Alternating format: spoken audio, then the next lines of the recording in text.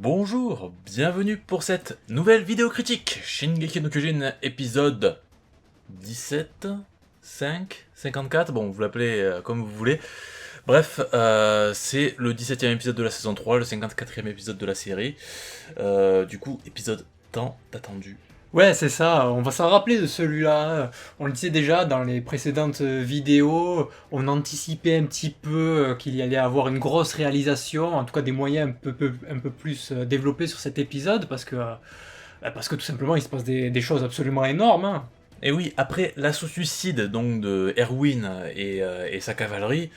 Ouais, d'ailleurs, juste pour petite parenthèse par rapport à ça, c'est que on voit pas tout à fait bien ce qui se passe parce que normalement ils se prennent des rochers et c'est un petit peu censuré en fait, comparé au manga où le manga on voit carrément la tête arrachée du cheval et Erwin où il lui manque carrément une partie de son corps sur le côté. Oui.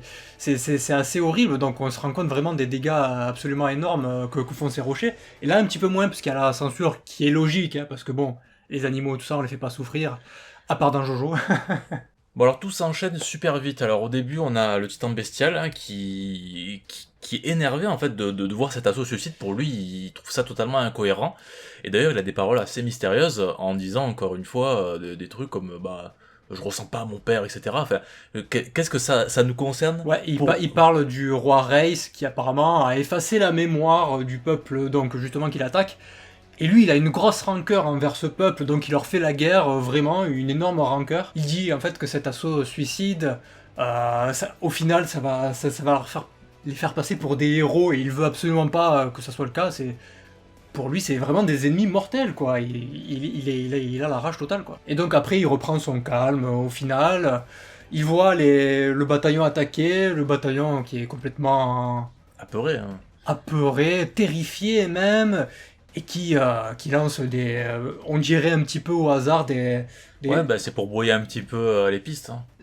il lance comment dire, des fumigènes, des fusées de détresse en fait. On a l'impression que c'est juste une attaque par dépit en fait au final, mais... Et non mais c'est pour cacher son champ de vision. Et c'est pour cacher son champ de vision au final. Puisqu'à ce moment, il arrive. Il a fait tout le tour, il a détruit tous les titans qui étaient en ligne. D'ailleurs, bah, il remarque, hein, tu vois, mais pourquoi mes titans sont par terre.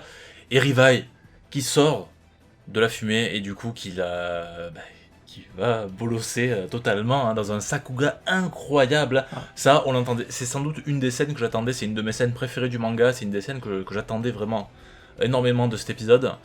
Et c'est Arifumi Imai qui s'en est occupé. Ouais, en gros, il fait sa technique spéciale. Il commence par sa technique spéciale avec en lui tournant tout autour du bras. Puis ensuite, il passe derrière. Le titan, par réflexe, hop, il cache sa nuque. Et puis en fait, non, il lui crève les yeux. Oui. Ensuite, il passe en bas, il lui coupe les tendons des chevilles. Il tombe. Ensuite, il se protège comme ça, mais avec un effet absolument exceptionnel.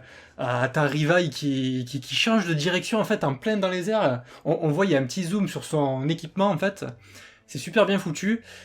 Et il tournoie, il lui explose la main et il lui tombe sur le dos. Et là, oh là, il lui met des slash dans la nuque pour la... D'ailleurs, petit bémol par rapport à cette scène, c'est que bah, il y a souvent cette espèce d'écran noir. En fait, quand il y a trop d'effets lumineux... C'est pas un écran noir, c'est assombri en fait, oui, voilà. Ils assombrissent la scène. Voilà, je dis écran noir, mais je me comprends, je veux dire. Mais ouais, ils assombrissent la scène, en fait, ça c'est un truc qu'il y a au Japon, on vous le réexplique, on vous l'a déjà expliqué dans d'autres vidéos sans doute. Mais quand il y a beaucoup trop d'effets de lumière, la télé japonaise en fait a un capteur automatique qui baisse la luminosité et du coup bah, parfois vous voyez des petits filtres noirs par-dessus, ce qui n'est pas présent dans les versions Blu-ray des épisodes par contre. Alors oui, tout ça c'est dû à un épisode de Pokémon dans les années 90 qui avait créé une crise d'épilepsie globale chez les enfants. Enfin, pas globale, mais ça touchait pas mal d'enfants en fait qui ont été... comment dire, hospitalisés au final, parce que voilà, la crise d'épilepsie c'est quand même assez violent. Et tout ça à cause d'un épisode de Pokémon, du coup, on a ces espèces on va dire, de filtres noirs sur les épisodes. Par contre, c'est vrai qu'on le remarquait beaucoup moins avant, dans les années 2000, les années 2010.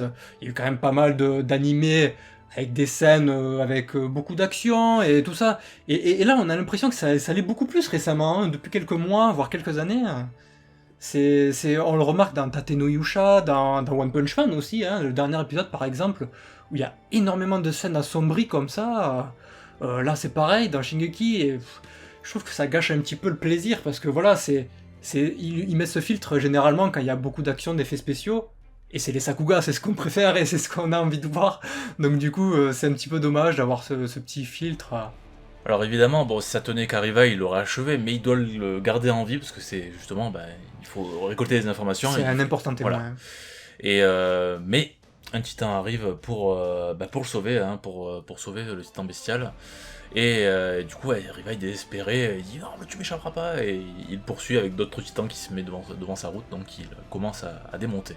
Et là, on revient sur le côté d'Armin, donc qui est toujours contre le titan colossal, évidemment. Et on avait oublié de le préciser, mais le titan cuirassé, donc Reiner, est de nouveau debout. Hein. Il était déjà dans le dernier épisode, voilà, il s'était relevé, il s'est un peu reconstitué. D'ailleurs, on le voit un petit peu à l'intérieur de son corps. On voit qu'il y a une tête pas tout à fait reconstituée. Et c'est assez drôle parce qu'il ressemble beaucoup à Carlo. Donc Carlo Tentacule, dans un épisode où il fait de la chirurgie esthétique. Voilà, on mettra les deux screens pour comparer, c'est assez drôle quand même. Voilà, donc le titan colossal est devenu tout maigre, anorexique. Et Armin comprend immédiatement, 9000 de QI, hein, on lui fait pas à lui. Il comprend immédiatement qu'il a consommé beaucoup trop d'énergie, donc à cause de sa vapeur, etc. Donc vu c'est un titan de 60 mètres, hein, ça consomme beaucoup plus qu'un titan comme Eren. Donc il avait déjà étudié Eren avec Anji, etc. C'est notamment pour ça qu'il a pas de peau, hein. Il a voilà. directement les muscles apparents. Exactement. Et donc Armin a une idée. Il va affronter le titan colossal tout seul avec Eren. Mikasa et les autres pendant ce temps vont s'occuper de Reiner. D'ailleurs Armin rejoint Eren et d'après son discours il dit qu'il va pas s'en sortir. Hein. En gros il est prêt à se sacrifier pour ça. Et du coup Reiner lui poursuit Eren. C'est son unique but, il poursuit Eren. Mikasa lui met une petite lance dans les genoux, dans l'articulation, et du coup il se casse la gueule, et après il comprend pas d'où viennent ses lances, etc. Mais en fait il a perdu la mémoire. Ouais, il a perdu la mémoire depuis le moment où il a quitté Bertholdt en fait. C'est ça. Alors Armin et Eren sont prêts, hein. Armin lui a expliqué le plan. D'ailleurs, hein, parce que Eren se dit, Armin ne me dis pas que tu vas te sacrifier. Ouais, il est totalement confus par le plan, on le connaît pas à ce moment-là, mais on voit Eren, il est un petit peu paumé quoi. Voilà, et en même temps, vu le choc qui vient de se prendre, c'est un petit peu normal. Mais du coup, Armin lui refait la promesse, ne t'inquiète pas, on ira voir la mer ensemble comme je te l'avais promis. Ouais, et généralement, c'est pas super bon signe quand un perso commence à parler comme ça. Il faut jamais dire ça, c'est toujours mauvais signe. Et voilà, donc Armin qui fait un face-à-face avec Bertholdt et qui déclenche sa vague de chaleur. Pendant ce temps, le groupe de Mikasa ont un plan. En fait, ils veulent, ces gens qui élaborent ça, ils veulent qu'on balance une lance dans la bouche de Reiner pour l'éjecter. Ouais.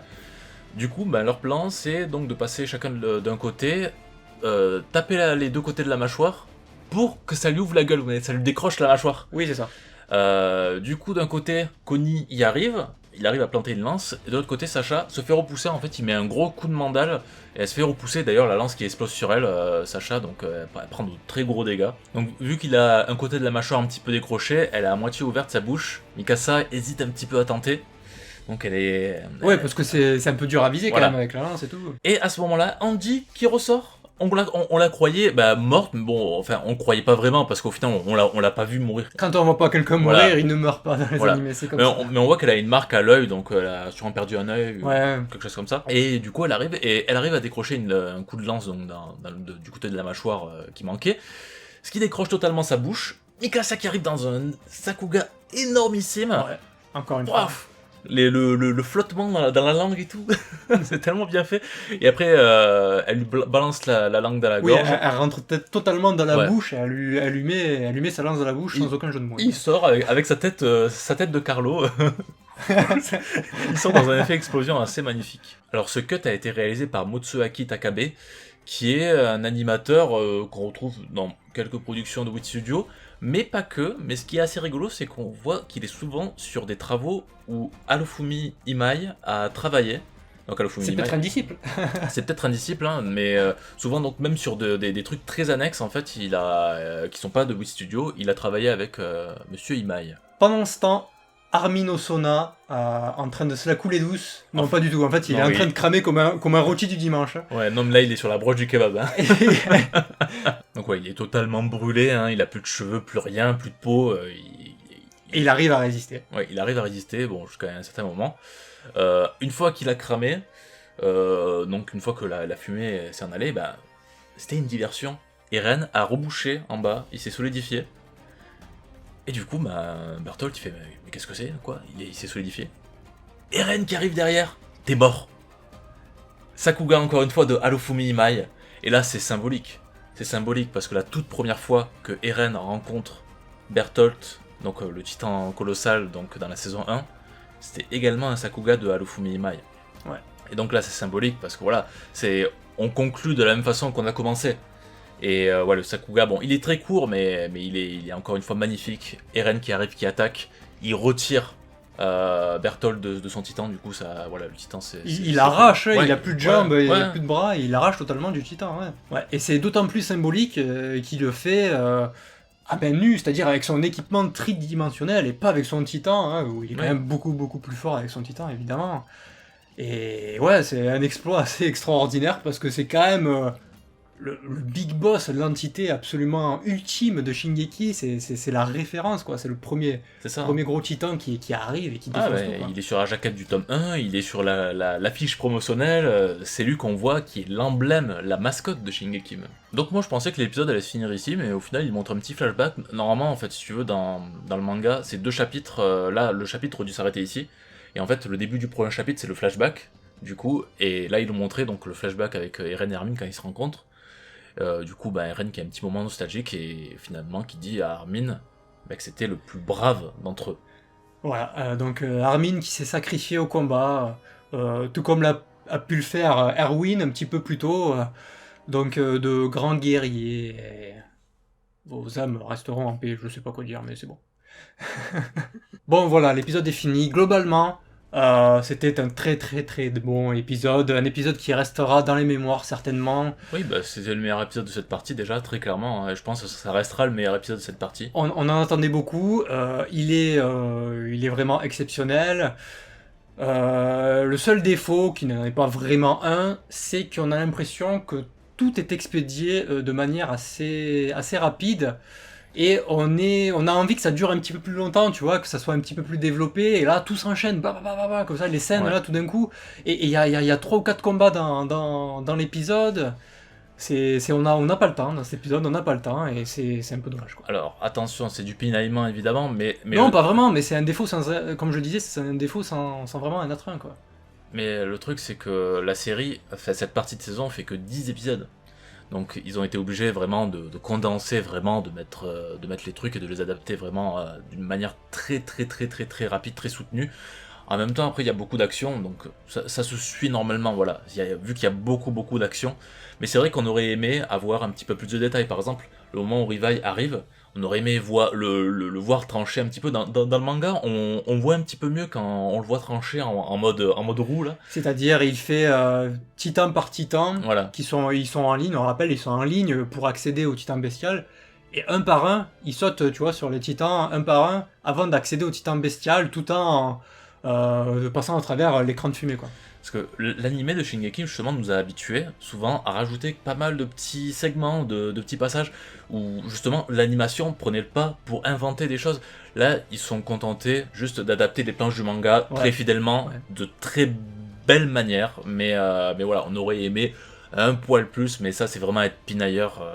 L'épisode était excellent, donc il n'y a rien à dire. Voilà, moi mon moment préféré en tout cas dans cet épisode, c'était vraiment le combat entre Rivai et le titan bestial, où encore une fois il y a ce moment incroyable, c'est juste une petite scène toute petite où en fait on a le changement de direction de l'équipement tridimensionnel, et en fait on a l'impression que la caméra elle reste collée sur l'écran, mais derrière il y a il y a le plan qui bouge, et c'est super bien foutu, c'est super novateur. Dans les animés on le voit pas souvent, ce genre de truc. Bah, on le voit dans Shingeki, et Halufumi Imai l'a déjà utilisé, justement on parlait de la première scène de la saison 1, et Eren le fait dans le premier combat contre le Colossal, ça. Alors moi aussi, hein, le passage de Rivai, oh là là, mais qu'est-ce qu'il est énorme. Et qu'est-ce que j'ai attendu ce passage, putain, dans le manga déjà j'étais comme un fou. Alors, il faut savoir, enfin, il y a beaucoup de gens qui disent aussi que le manga est très mal fait, etc. Bon, je pense que ils ont pas dépassé les 20 premiers chapitres, hein. Non, mais en fait, après, si tu t'arrêtes au dessin pur et dur, tu peux voir qu'il y a des manques de Ah, mais finition au niveau des mains, des détails. Mais dans les scènes d'action, il y a tellement voilà, c'est ça. de finition dans les planches. C'est-à-dire, la réalisation d'un manga, ça s'arrête pas uniquement au dessin, il y a toute la mise en scène, la mise en page, la façon de développer les cases, de mettre les bulles, de développer l'action. Et Shingeki, c'est un des gros points forts en manga, c'est l'action, le dynamisme des combats. Et il y a très peu de mangas qui arrivent à l'heure actuelle. Il y a One Punch Man qui arrive, Murata est très très fort pour ça, hein. Mais sinon, à côté de ça, voilà, c'est quand même les meilleurs à ce niveau-là. Donc on peut leur reprocher peut-être le dessin pur, si vraiment, voilà, on s'arrête à ça, mais le truc c'est que... Il s'est nettement amélioré quand même. Évidemment, Depuis le début, il s'est amélioré, très nettement amélioré. mais voilà, il y a énormément de points forts, et puis les dessins ça fait pas tout.